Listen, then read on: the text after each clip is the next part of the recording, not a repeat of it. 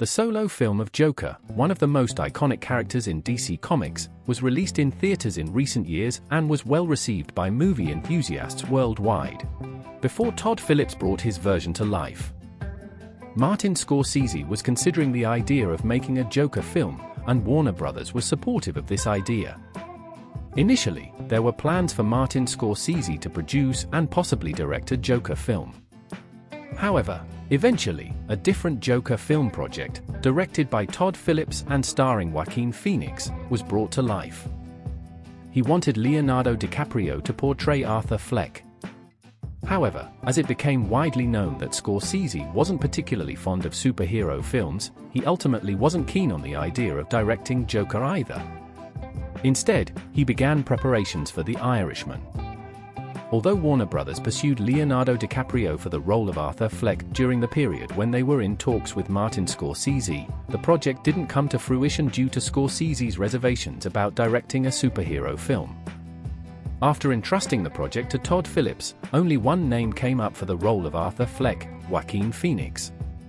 Typically, when it comes to such a prominent role, numerous names are mentioned before one is selected.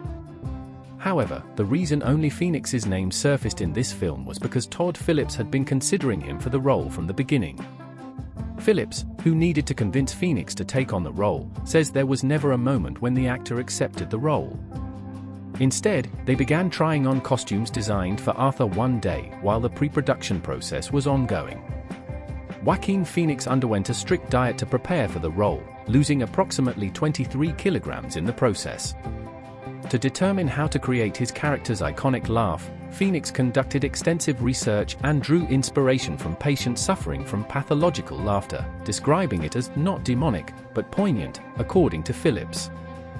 Additionally, while preparing for the role, Phoenix studied the movements of silent film stars like Buster Keaton and Ray Bolger. Joaquin Phoenix, Joker in Gulusunu Mukemalesturme, Karakteri Oynaman en Zor KSM Olarak Nightland Emister. Todd Phillips describes the argument that resulted in Joaquin Phoenix being reluctantly coerced into reading the script like this. De Niro called me and said, "Tell him he's an actor and he needs to be there. I want to hear the whole movie, and we're all going to get in a room and read the script together." Joaquin said, "I never do readings," and De Niro said, "We do a reading before we shoot, that's what we do." So, I found myself in a tricky situation. Phillips finally recalled gathering with the team in De Niro's Manhattan office to read the script from start to finish, noting that Joaquin Phoenix mumbled his lines throughout the entire process and retreated to a corner to smoke a cigarette once the reading was over. Additionally, after the script reading, Phillips mentioned that De Niro invited Phoenix to his office for a private conversation, but Phoenix, feeling unwell due to the entire process, declined the offer and said he needed to go home. As a result of this disagreement during the pre-production process, Phoenix and De Niro barely spoke to each other throughout the filming. Todd Phillips asked Hilda Gunniter, whom he entrusted with composing the film's music, to compose the music before the shooting began. The director used Gunniter's compositions on set to establish the tone of the film and to convey it to the actors. Considering that one of the strongest aspects of Joker is its music, this practice, which we are not very accustomed to, yielded magnificent results. The Academy seems to share this view, as Hilda Gunniter won the Oscar for Best Original Score for her compositions for Joker, making her the first female composer to win this award on her own. After Joker murders 3 people in the subway and hides in a public restroom, where he dances, the scene was originally written quite differently in the script.